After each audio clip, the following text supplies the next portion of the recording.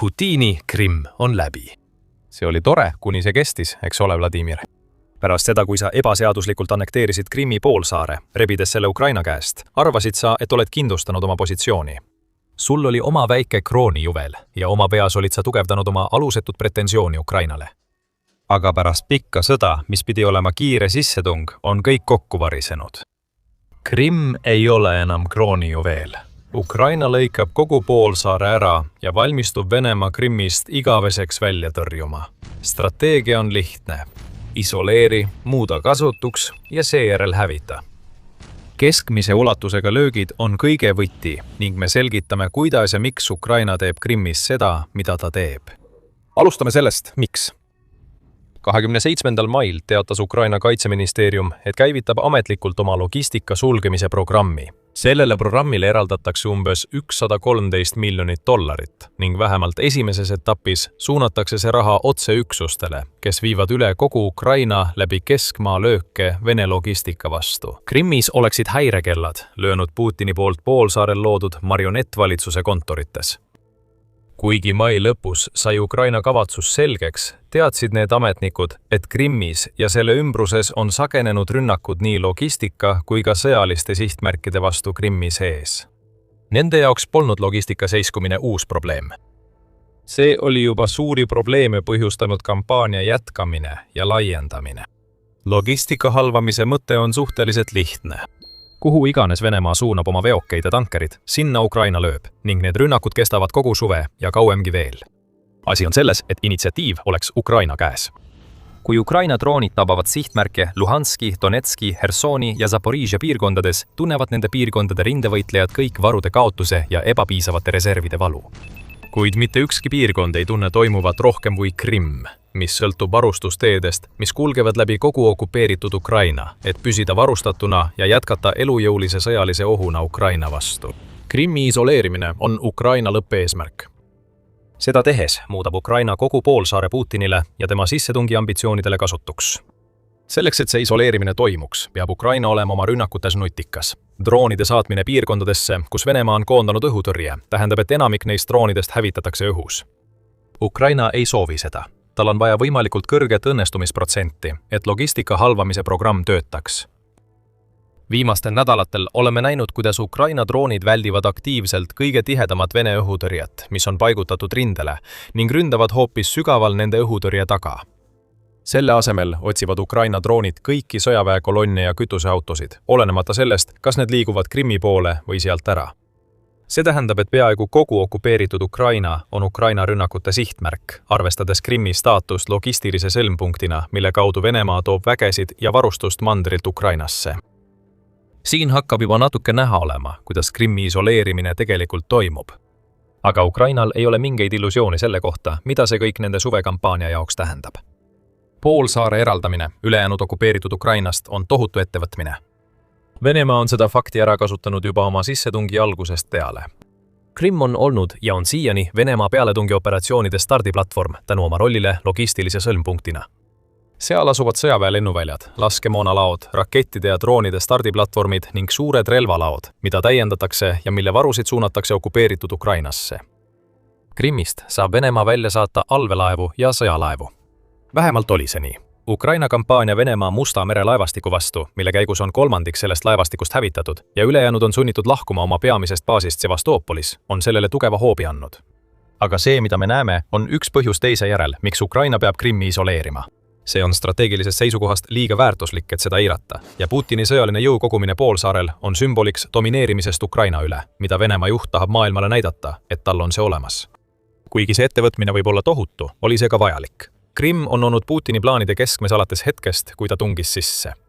Kuudel enne. 2022 aasta veebruari koondas Venemaa poolsaarele vägesid ja relvi. Just need olid need sõdurid, kes suutsid niinimetatud erioperatsiooni esimestel päevadel vallutada suuri alasid Lõuna-Ukrainas, luues aluse sellele kurnavale ja jõhkrale sõjale, mis on järgnenud. Juba enne seda kasutati poolsaart Venemaa jõusümbolina. Ukraina teatel avaldas Ukraina välisministeerium 2019. aastal, et Venemaa oli Krimmi koondanud 12 mitmikraketiheitjat, 40 tanki, 62 helikopterit, 122 lahingulennukit, 162 raske suurtükki ja 583 soomukit. See jõudude koondamine toimus aastate jooksul ja on muutnud Krimmi võtmekohaks kõiges, mida Venemaa praegu teeb. Seega ei ole poolsaare isoleerimine Ukraina jaoks lihtsalt meeldiv lisaboonus. See tähendab Venemaa kogu sõjastrateegia võtme äravõtmist. Selleks hetkeks oled sa juba piisavalt kuulnud, miks see nii on. Kuna logistilise blokaadi programm on juba käimas, on sul ka aimdus, kuidas see toimub. Süveneme rohkem. Uue põlvkonna keskmaa ründedroonide esilekerkimine on muutnud kõike seda, kuidas Ukraina Krimmi käsitleb. Need droonid suudavad rünnata Vene sihtmärke operatiivses sügavuses, mis jääb tavaliselt kuskile 20 ja 200 kilomeetri taha rindejoonest. Just siin asuvad Vene logistikarajatised, samuti juhtimispunktid, vägede koondumiskohad, hajutatud õhutõrjesüsteemid ja varustusjaamad. Just selles piirkonnas korraldatakse kõike, mis rindel toimub, ja tabades selles vahemikus logistilisi artereid, suudab Ukraina häirida rindeoperatsioone ning isoleerida Krimmi üheaegselt. 3 järjestikust kuud kuni maini oleme näinud, kuidas Ukraina toetub üha enam oma keskmaa löögistrateegiale. Mais sooritas Ukraina umbes 50% rohkem lööke keskmaa sihtmärkide pihta kui aprillis ning see kasv tuli pärast seda, kui Ukraina oli juba märtsi ja aprilli vahel oma keskmaa löökide arvu 2-kordistanud ning aprilli ja veebruari võrdluses 4-kordistanud. Ukraina jätkab oma võimekuse kasvatamist. Juuni lõpuks paistab tõenäoline, et anname teada veel ühest kasvust. Nende löökide peamine sihtmärk on see, mida me juba mainisime. Kõik, mis liigub teedel, mida Venemaa kasutab varustuse vedamiseks Krimmi ja tagasi. See tähendab kütuseautosid, varustuseveokeid ja sõjaväekolonne, mis veavad vägesid. See kõik on Ukraina plaanides, kuna nad soovivad muuta teed, mida Venemaa kasutab Krimmi toetamiseks tõeliseks põlenud sõidukite põrgumaastikuks. Ja nüüd, kuhu iganes sa neil teedel vaatad, näed Ukraina löökide mõju. Maantee RR280, mis ühendab Venemaa Rostov-Doni ääres Ukraina lõunapiirkondade Mariupoli ja Melitopoliga ning Krimmiga, on muutunud tõeliseks põrguteeks kõigile Vene sõidukitele, mis üritavad seda mööda liikuda. See tee on eluliselt tähtis okupeeritud Krimmi elus hoidmiseks. Sellest on saanud Venemaa peamine tee poolsaarele pärast seda, kui mitmed Ukraina rünnakud Kertši sillale, mis ühendab Venemaad Krimmiga, paljastasid selle marsruudi liiga haavatavana. The Guardiani andmetel on Ukraina 412 Nemesis brigaad olnud esirinnas selle teelõigu põrguks muutmisel, kuna nad on alates maist hävitanud 10 veoautosid ja tsisternautosid mööda RR280 maanteed. Muidugi, ühe tee sulgemisest ei piisa Krimmi isoleerimiseks. See, mis juhtus pärast seda, kui RR280 muutus äärmiselt ohtlikuks, tabas Venemaad täielikult ootamatult. Kui Ukraina keskmaa ründedroonid olid saavutanud ülekaalu RR280 kohal, suundus Ukraina jahtima mujale. Hersoni piirkonna logistikasõlmed, mis ühendavad okupeeritud Ukraina Krimmiga, said järgmiseks sihtmärgiks. Juunikuu alguses tabati Hersonis asuvat Tšenari silda korduvalt, sundides Venemaad suunama liiklust ümber ja rajama ajutisi pontoonülekäike, mis ei suuda toime tulla liiklusmahuga, mis on vajalik varustuse liikumiseks Krimmi ja sealt välja. 13. juunil teatas Kyiv Post, et Ukraina oli tabanud ka Henitšeski silda, lüües rivist välja veel ühe Krimmi logistilise arteri ning tabanud ka Armjanski silda, mille kaudu Venemaa oli püüdnud suunata liiklust, mis ei saanud enam kasutada Tšenari silda. Ja et olukorda veelgi raskemaks teha, tabas Ukraina samal päeval ka Hersonis raudteed, näidates Venemaale, et isegi raudteedel ei saa loota, et varustus Krimmi jõuaks. See, mida me siin näeme, on Ukraina geniaalsus.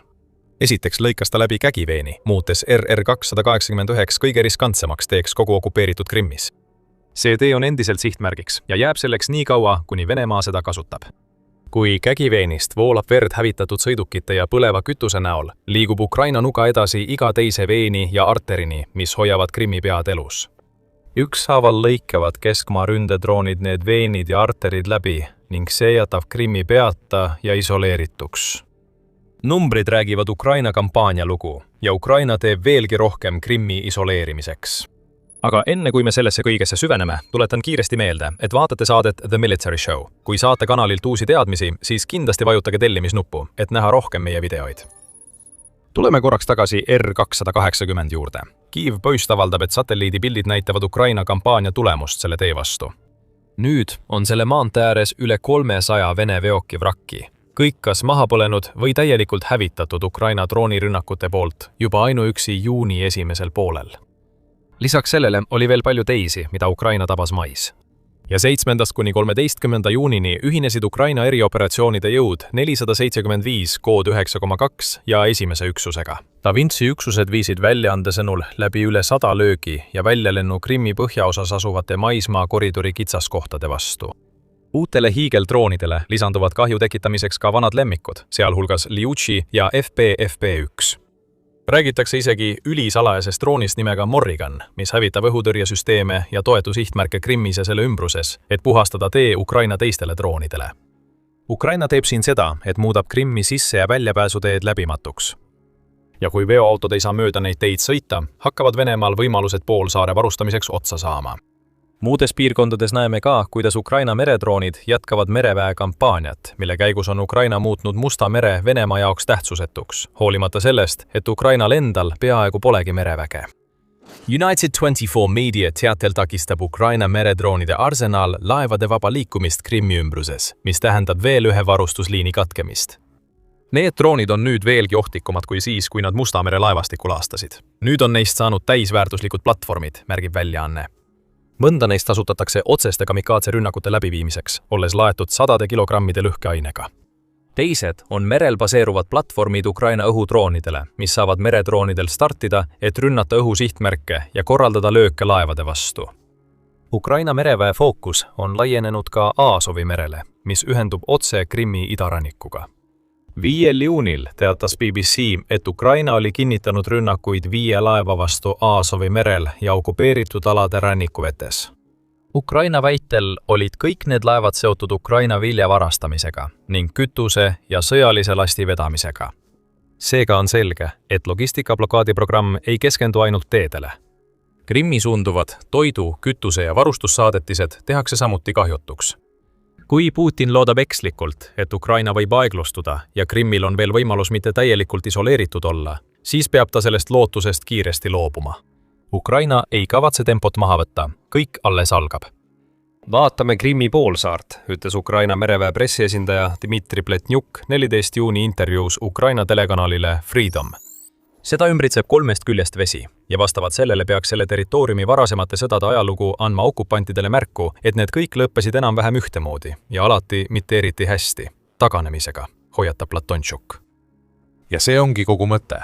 Isolatsiooniga nii maa kui mere poolt muudab Ukraina poolsaare hoidmise võimatuks. Putin ise ütles märtsis, et Venemaa on pärast poolsaare okupeerimist kulutanud Krimmi peale umbes $15,5 miljardit ja see hakkab nüüd tunduma nagu suur hulk raha, mis on lihtsalt maha visatud. Veelgi rohkem kulutamine, mida on hädasti vaja, kuna Ukraina survestab Krimmi, on Putinile raske otsus. Ta peab selle otsuse tegema, kui tahab poolsaart enda käes hoida. Aga see kõik tähendab lihtsalt seda, et Krimmi peale raisatakse veelgi rohkem raha, ajal, mil Venemaa peab juba niigi toime tulema ähvardava majanduslanguse ja sõjaga. Väljaanne New Voice of Ukraine ütleb, et need kulutused on nii suured, et võivad üksi ületada kogu Venemaa 2026 aasta eelarvet, $28 miljardit võrra. Platonchuk ütleb, et kuude kaupa tehtud raske töö hakkab Ukrainale lõpuks vilja kandma.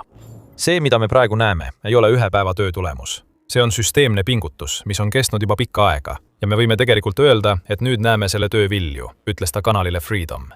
Nüüd ei ole Krimm enam see Vene üleoleku sümbol, milleks Putin seda nii kaua esitles. See pole kindlasti see tugipunkt, mille ümber Venemaa sõjakang pöörleb. Krimmist on saanud isoleeritud poolsaar, mida ümbritseb sõda. Ja just Vene rahvas, nii Krimmis kui ka rindel võideldes, tunneb seda valu. Ukraina jõupingutuste kõige ilmsem mõju Krimmi isoleerimiseks avaldub laialdastes kütusepuudustes, mis on poolsaart haaranud. Juunikuu alguseks olid Krimmi nukuvõimud juba kehtestanud kütusepiirangud. Jagati talonge ja ametnikud paigutati tanklatesse, et keegi ei üritaks võtta rohkem kui nende niigi napp osa. Kütust müüdi piiranguga 20–30 liitrit inimese kohta ning selle juures oli tingimus, et kõik tsiviilsõidukid jäävad Vene sõjaväesõidukite ja avalike teenuste, nagu politsei ja kiirabiautode järel teisele kohale. Ratsioneerimine pole toiminud. 12. juuniks teatas Independent, et Krimmi tanklates on kütus otsa saanud, mille tagajärjeks on tohutud järjekorrad ja halvim kütusekriis, mida poolsaar on kogenud pärast seda, kui Venemaa ebaseaduslikult territooriumi okupeeris. Probleemi süvendab ka ähvardav toidupuudus. RBC Ukraina teatab, et tühjad riiulid supermarketites muutuvad üha tavalisemaks nähtuseks. Põhitooted nagu teraviljad, suhkur, jahu ja pasta on väga nappinud ning Ukraina logistilised rünnakud koos Venemaa tugeva sõjalise kohalolekuga Krimmis muudavad olukorra ainult hullemaks. Mitte miski sellest ei ole juhuslik. Ukraina jätab Krimmi ilma kütusest ja toidust. Lisaks sellele, et Ukraina isoleerib Krimmi kui strateegilise vara, tagab ta ka selle, et Vene okupandid, kes poolsaarel elavad, teavad, et nende probleemide põhjuseks on Putin ja tema sissetung. Sõjaliselt on Krimm nüüd Venemaale vähem kasulik kui kunagi pärast 2014. aasta ebaseaduslikku annekteerimist. See, mis pidi olema üks Venemaa suurimaid eeliseid ja osutuski selleks Putini sissetungi esimestel kuudel ja aastatel, on nüüdseks muutunud suureks nõrkuseks. Okupeeritud aladel rindel olevad sõdurid, kes lootsid varustuse ja toetuse saabumisele Krimmist, sunnitakse nüüd rünnakutele, enne kui neile midagi appi jõuab. Tulemus on vältimatu, nõrgemad rünnakud ja rohkem surmasid rindel. Me näeme seda kõige otsesemalt Hersonis ja Zaporižas, teatab United24 meedia, kuna Krimm on juba ammu olnud nende piirkondade rünnakute stardiplatvorm. Nüüd väheneb surve Ukraina kaitsele ja kogu rindel tekivad lüngad. Ukraina on juba 2026 aastal rakendanud sihipärast vasturünnakute strateegiat, mille käigus on Reutersi andmetel 8. juuniks Venemaalt tagasi vallutatud üle 600 ruutkilomeetri territooriumi. Võib järgneda veelgi rohkem vasturünnakuid, kuna Krimm muutub vähem oluliseks teguriks, mis omakorda toob Ukraina väed poolsaarele lähemale ja võimaldab veelgi rohkem rünnakuid Krimmi logistika vastu. Üks toetab teist ja Venemaa jääb nälga. Rääkides stardiplatvormidest, teeb Ukraina Venemaale palju riskantsemaks kasutada Krimmi rakettide ja droonide stardikohana, mida ta Ukrainasse tulistab.